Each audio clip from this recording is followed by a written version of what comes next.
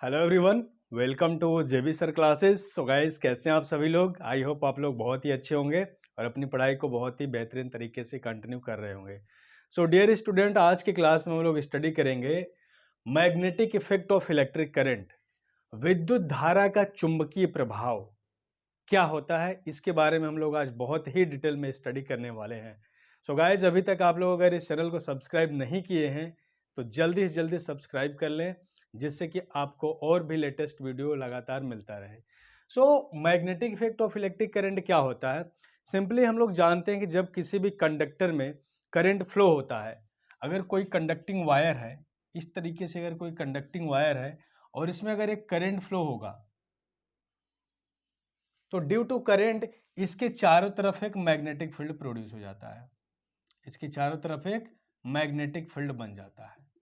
तो करंट के इसी इफेक्ट को बोलते हैं magnetic effect of electric current, विद्युत धारा का चुंबकीय प्रभाव। दैट मीन्स जब किसी चालक में विद्युत धारा प्रवाहित होती है तो उसके चारों ओर एक मैग्नेटिक फील्ड बन जाता है।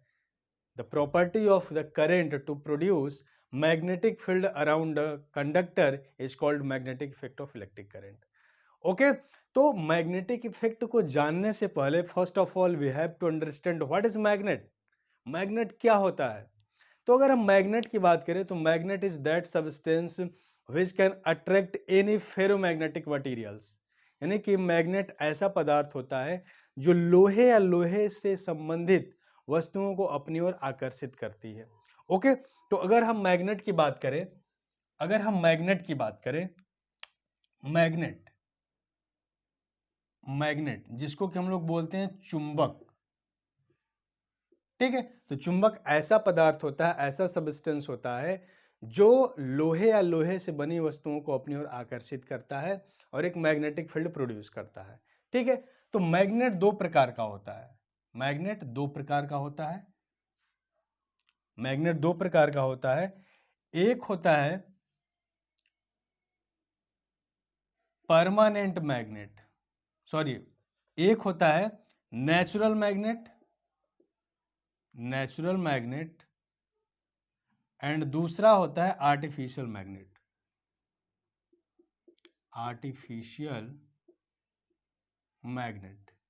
ठीक है। नेचुरल मैग्नेट को बोलते हैं प्राकृतिक चुंबक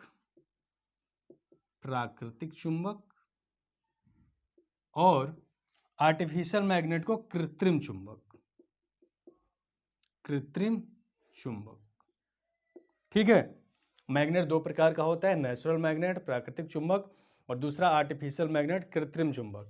और नेचुरल मैग्नेट क्या होता है? ऐसा मैग्नेट जो नेचुरली फाइंड किया गया है, जो नेचर में मिलता है, that is called the natural magnet. तो नेचुरल मैग्नेट का सबसे बेस्ट एग्जांपल होता है Fe3O4। This is the ore of natural magnet. इसको बोलते हैं लोडस्टोन या इसी को बोलते हैं मैग्नेटाइट, ठीक है। Fe3O4 को लोडस्टोन या मैग्नेटाइट बोलते हैं और यही हमारा नेचुरल मैग्नेट होता है। ओके, तो नेचुरल मैग्नेट हमारे लिए बहुत ही यूजफुल नहीं होता है, इसलिए इस नेचुरल मैग्नेट के अलावा हम आर्टिफिशियली मैग्नेट को बनाते हैं, जिसको हम लोग कृत्रिम चुंबक भी बोलते हैं। तो अगर हम आर्टिफिशियल मैग्नेट की बात करें तो आर्टिफिशियल मैग्नेट भी दो प्रकार का होता है। एक होता है परमानेंट मैग्नेट जिसको बोलते हैं अस्थाई चुंबक एंड दूसरा होता है इलेक्ट्रोमैग्नेट जिसको बोलते हैं विद्युत चुंबक, ठीक है। आर्टिफिशियल मैग्नेट दो प्रकार का होता है, permanent magnet and electromagnet. Permanent magnet का मतलब क्या हुआ कि इसका मैग्नेटिज्म, इसका चुंबकत्व परमानेंट रहेगा, हमेशा के लिए रहेगा। वहीं इलेक्ट्रोमैग्नेट का मतलब होता है मैग्नेटिज्म ड्यू टू इलेक्ट्रिसिटी। जब तक मैग्नेटिक मटेरियल में करंट फ्लो होगा उसमें मैग्नेट की प्रॉपर्टी होगी, बट जैसे ही करंट खत्म हो जाएगा या करंट ऑफ हो जाएगा उसमें मैग्नेटिक प्रॉपर्टी खत्म हो जाएगी, इसलिए इसको बोलते हैं इलेक्ट्रोमैग्नेट। ओके, तो इस तरीके से मैग्नेट को हम लोग क्लासिफाई करते हैं। अब देखो मैग्नेट की, किसी भी मैग्नेट की क्या प्रॉपर्टी होती है, तो प्रॉपर्टीज ऑफ मैग्नेट हम लोग देखते हैं। Properties of magnet, properties of magnet, ठीक है। तो मैग्नेट की फर्स्ट प्रॉपर्टी क्या होती है कि कोई भी मैग्नेट होता है तो किसी भी मैग्नेट में 2 पोल्स होते हैं, ठीक है, N एंड S। किसी भी मैग्नेट में 2 पोल होते हैं, एक को बोलते हैं नॉर्थ पोल एंड दूसरे को बोलते हैं south pole, first point. Second point, किसी भी मैग्नेट से मैग्नेटिक लाइंस ऑफ फ्लक्स निकलती हैं, चुंबकीय बल रेखाएं निकलती हैं, और चुंबकीय बल रेखाएं कहां से कहां तक जाती हैं, magnetic lines of force north से निकलती हैं और चुंबक के बाहर साउथ पोल तक जाती हैं। इस तरीके से नॉर्थ से निकलेंगे और साउथ पे जाएंगे, नॉर्थ से निकलेंगे और साउथ पे जाएंगे। हर एक कंडीशन में मैग्नेट से बाहर magnetic lines of flux north pole से निकलेंगे और साउथ पोल में जाएंगे। मैग्नेट के बाहर, outside of the magnet, but inside the magnet, magnet के अंदर साउथ पोल से होकर के नॉर्थ पोल की ओर जाती है। मैग्नेट के अंदर साउथ पोल से होकर के नॉर्थ पोल की ओर जाती है। तो इस बात को बहुत ही अच्छी तरीके से समझ लेना कि किसी भी मैग्नेट में मैग्नेटिक लाइंस ऑफ फ्लक्स चुंबक के बाहर, मैग्नेट के बाहर नॉर्थ पोल से निकलती है और साउथ पोल पे जाती है, और मैग्नेट के अंदर साउथ पोल से होकर के नॉर्थ पोल की तरफ जाती है, ठीक है।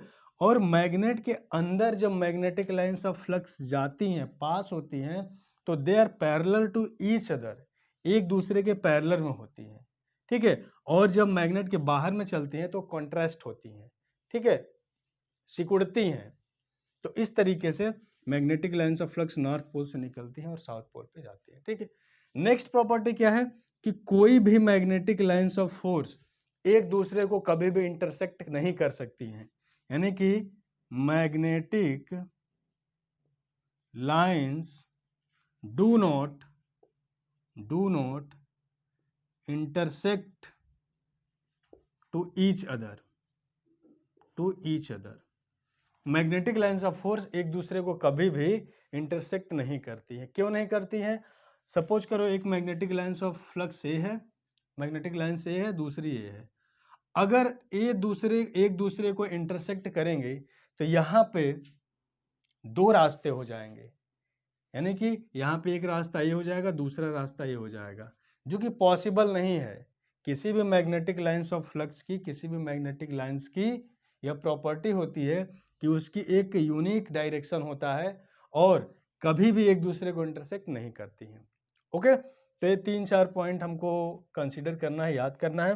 अब हम लोग देखते हैं कि magnetic effect of electric current क्या होता है। तो मैंने जैसा कि बताया कि किसी भी कंडक्टर में जब इलेक्ट्रिक करंट पास होता है तो उसके चारों तरफ एक मैग्नेटिक फील्ड बन जाता है, and that is called the magnetic effect of electric current.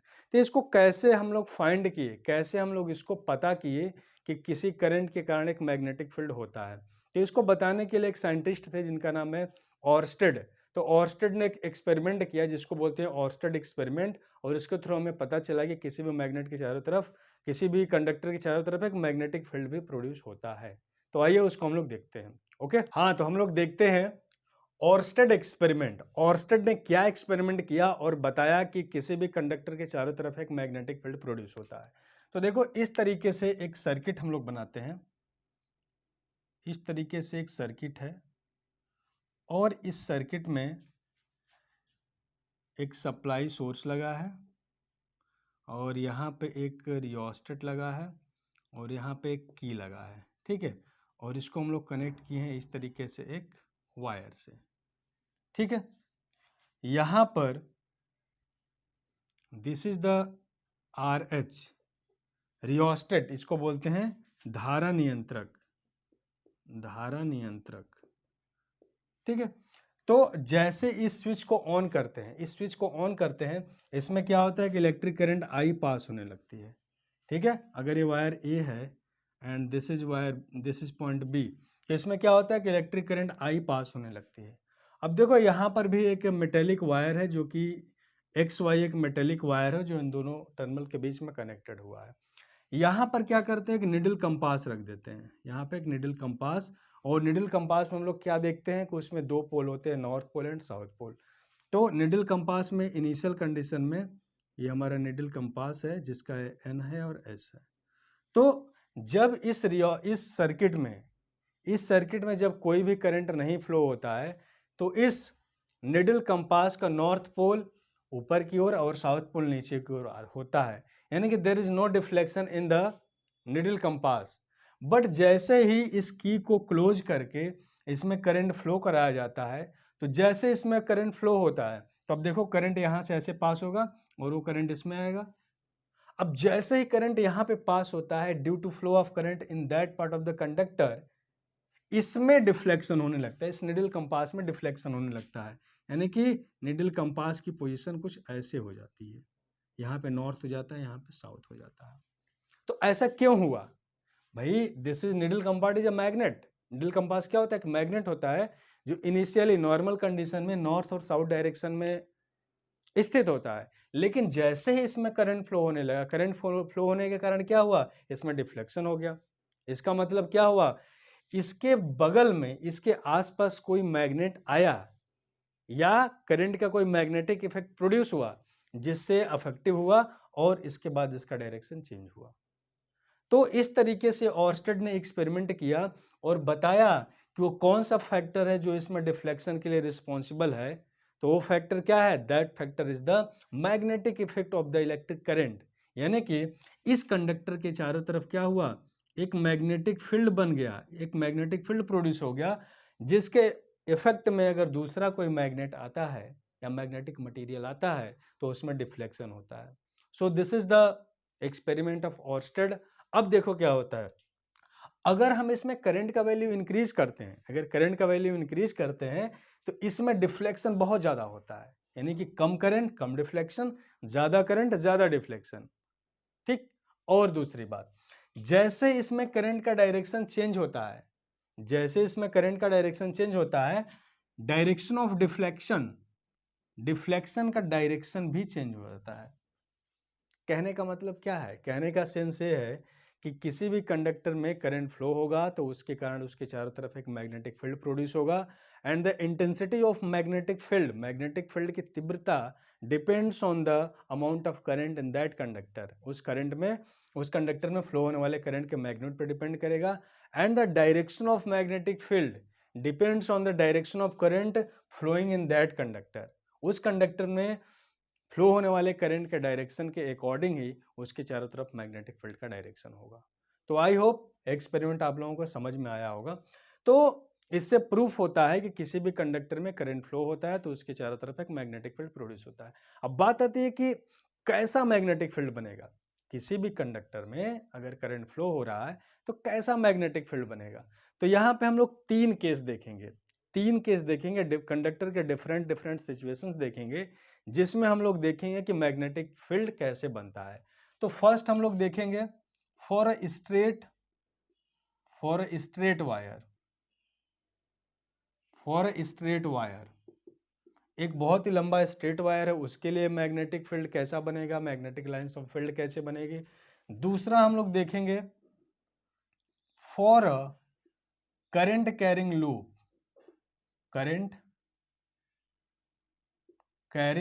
Loop, कोई लूप है उसमें करंट फ्लो हो रहा है तो उसका मैग्नेटिक फील्ड कैसे बनेगा। एंड थर्ड हम लोग देखेंगे सोलेनॉइड, कि कोई सोलेनॉइड है तो उसमें कैसे उसका मैग्नेटिक फील्ड बनेगा। तो फर्स्ट हम लोग देखते हैं magnetic field for straight wire, for straight wire. ठीक है। अब सपोज करो कि एक बहुत ही लंबा एक स्ट्रेट वायर है, इस तरीके से एक स्ट्रेट वायर है। ठीक है। A B is a straight conducting wire का मतलब क्या हुआ? इसमें करंट फ्लो हो रहा है। अब मान लेते हैं कि direction of flow of current is from B to A, B से ए की तरफ करंट का डायरेक्शन है। तो बात आती है कि सर करंट का डायरेक्शन अगर बी से ए की तरफ है तो इसके चारों तरफ एक मैग्नेटिक फील्ड बनेगा, तो उस मैग्नेटिक फील्ड का डायरेक्शन क्या होगा, कैसे मैग्नेटिक फील्ड बनेगा? तो इसको बताने के लिए कि किसी भी स्ट्रेट करंट कैरिंग कंडक्टर में मैग्नेटिक फील्ड का डायरेक्शन क्या होगा, उसके लिए मैक्सवेल ने एक नियम दिया जिसको बोलते हैं Maxwell's right hand thumb rule, Maxwell's right hand thumb rule. तो Maxwell right hand thumb rule क्या बोलता है कि अगर कोई एक स्ट्रेट वायर, जैसे कि देखो, अगर एक स्ट्रेट वायर है और अपने इस स्ट्रेट वायर को अपने, अगर हम राइट हैंड से इसको इस तरीके से पकड़ते हैं, तो अगर थंब मीन्स अंगूठा, if thumb indicates the direction of current in the conductor, then the curly fingers denotes the direction of magnetic field in that conductor। बात क्लियर हुआ कि अगर एक कंडक्टर है, देखो इस तरीके से, अगर एक कंडक्टर है और इस तरीके से इससे कंपैरिजन करो कि एक कंडक्टर है और जो हमारा थंब है, this indicates the direction of current, यानी कि करंट ऊपर की तरफ है, तो जो कर्ली फिंगर्स है they denotes the direction of magnetic field around the conductor. यानी कि यहाँ पे अगर हम लोग मैग्नेटिक फील्ड की बात करें तो यहाँ पे मैग्नेटिक फील्ड कैसे बनेगा, इस तरीके से बनेगा, सर्कुलर इस तरीके से बनेगा, और उसका डायरेक्शन क्या होगा, इस तरीके से होगा, डायरेक्शन क्या होगा, इस तरीके से होगा। इसको अप्लाई करके देख लो, देखो करंट ऊपर है, मैग्नेटिक फील्ड क्या है, एंटी क्लॉकवाइज। करंट अगर ऊपर है तो मैग्नेटिक फील्ड क्या हुआ, एंटी क्लॉकवाइज हो गया। अगर हम लोग वहीं पे करंट का डायरेक्शन चेंज कर देते, इस तरीके से अगर हम लोग कर दें कि current is going from A to B, तो अगर करंट ए से बी की ओर जाएगी तो क्या होगा, जस्ट नीचे की ओर हो जाएगा, इस तरीके से हमारा थंब नीचे हो जाएगा और एंटी क्लॉकवाइज डायरेक्शन में बनने लगेगा, इस तरीके से। ठीक है, तो अगर कोई स्ट्रेट वायर हो तो स्ट्रेट वायर के कारण मैग्नेटिक फील्ड का अगर डायरेक्शन फाइंड करना हो तो उसके लिए हम लोग यूज करते हैं Maxwell's right hand thumb rule. ठीक है, और मैग्नेटिक फील्ड इंटेंसिटी किस पर डिपेंड करेगा, it depends on the current flowing in the conductor. तो आई होप ये चीजें क्लियर होगी। ठीक है, अब दूसरा हम लोग देखते हैं for a current carrying loop. अगर कोई करंट कैरिंग लूप है, लूप का मतलब क्या हुआ, अगर किसी वायर को एक सर्कुलर फॉर्म में हम लोग कन्वर्ट कर दे तो that is called the loop. तो अगर कोई करंट कैरिंग लूप है, जैसे कि अब देखो एक करंट कैरिंग लूप है, इस तरीके से करंट कैरिंग लूप है, और इसमें क्या कर रहे हैं हम लोग, इसमें हम लोग एक सप्लाई से कनेक्ट करके इसमें करंट फ्लो करा रहे हैं। ठीक है, जैसे स्विच क्लोज होगा इसमें करंट आई फ्लो होना शुरू करेगी। ठीक है, तो अब हम लोग कैसे बताएंगे कि इसमें मैग्नेटिक फील्ड का डायरेक्शन क्या होगा, तो उसके लिए एक नियम होता है, एक रूल होता है जिसको बोलते हैं फेस क्लॉक रूल, या इसको बोलते हैं clock face rule. Clock face rule, तो क्लॉक फेस रूल क्या कहता है कि अगर कोई कॉइल है, देखो अगर कोई कॉइल है और इस कॉइल में करंट का डायरेक्शन हमको दिया हो, इस तरीके से अगर हमें इसमें करंट का डायरेक्शन दिया हो, ठीक है, इसमें करंट का डायरेक्शन दिया है और करंट कैसे फ्लो हो रहा है बताओ। इस डायग्राम को देखकर हमें क्या समझ में आ रहा है कि इस सर्किट में, इस लूप में करंट का डायरेक्शन क्या है, क्लॉकवाइज है या एंटी क्लॉकवाइज है, इसमें क्या है, क्लॉकवाइज है ना। तो अगर करंट का डायरेक्शन क्लॉकवाइज हो तो जो फ्रंट सरफेस होगा, जो फ्रंट फेस होगा, क्लॉक फेस रूल मतलब क्लॉक के डायरेक्शन में अगर करंट फ्लो हो रहा है तो उसका जो फेस होगा that will indicates the south pole of the magnet, यानी कि ये हमारा बन जाएगा साउथ पोल। ठीक है, क्लॉक फेस रूल क्या कहता है, अगर करंट का डायरेक्शन क्लॉकवाइज हो, घड़ी की दिशा में करंट फ्लो हो रहा हो, तो उस कंडीशन में जो फेस हमें दिखाई देगा that will be the south pole of the magnet. ठीक है, उसी तरीके से अगर करंट का डायरेक्शन अपोजिट हम लोग कर दें, यहाँ पे अगर हम लोग क्या करें, स्विच को क्लोज करें, तो करंट का डायरेक्शन अपोजिट हो गया, करंट कैसे फ्लो हो रहा है, एंटी क्लॉकवाइज फ्लो हो रहा है। तो जब करंट एंटी क्लॉकवाइज फ्लो होगा तो उस केस में जो हमारा फेसिंग होगा that will indicates the north pole. तो इस तरीके से हम किसी भी लूप में उसके फेस को देख करके, यानी कि फेस करंट देख करके, करंट का डायरेक्शन देख करके हम लोग बता सकते हैं कि उसका फ्रंट कैसा बनेगा, नॉर्थ बनेगा या साउथ बनेगा। ओके, तो हम लोग दो चीजें देख लिए, for a straight wire and for a loop. Third हमारा आता है, थर्ड हम लोग यहां पर देख लेते हैं। थर्ड हमारा है सोलेनॉइड के लिए। तो सोलेनॉइड क्या होता है, फर्स्ट ऑफ ऑल हमें यह जानना होगा। तो सोलेनॉइड का मतलब होता है अगर कोई एक इंसुलेटिंग बेस है, अगर किसी इंसुलेटिंग बेस पर अगर हम कोई इंसुलेटेड वायर को लपेट दें, यानी कि अगर सपोज करो this is the insulated copper wire, अगर यहाँ पे हम इंसुलेटेड कॉपर वायर को लपेट दें तो दैट फॉर्म्स द सोलेनॉइड। तो इस तरीके के कंस्ट्रक्शन को क्या बोलते हैं हम लोग, इसको बोलते हैं हम लोग सोलेनॉइड। तो अगर किसी सोलेनॉइड को अगर हम सप्लाई से कनेक्ट करते हैं, ठीक है, यहाँ से अगर हम लोग सप्लाई से कनेक्ट करते हैं तो देखो यहाँ से करंट फ्लो होना शुरू होगा, इस तरीके से इसमें करंट फ्लो होगा, ठीक है, इस तरीके से करंट फ्लो होगा। यानी कि किसी भी सोलेनॉइड में जब हम लोग करंट फ्लो कराएंगे तो due to flow of current इसके चारों तरफ एक मैग्नेटिक फील्ड बनेगा, और जब भी मैग्नेटिक फील्ड बनेगा, जहां पर भी मैग्नेट बनेगा, दो पोल क्रिएट होंगे, नॉर्थ और साउथ पोल क्रिएट होंगे।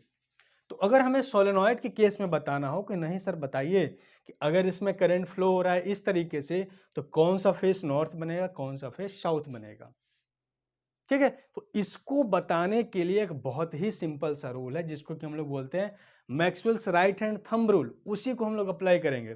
तो अगर कोई स्ट्रेट वायर जब होता था तो हम लोग क्या करते थे, इस थंब को करंट हम लोग लेते थे और कर्ली फिंगर्स को मैग्नेटिक फील्ड को शो करने के लिए यूज किया जाता था।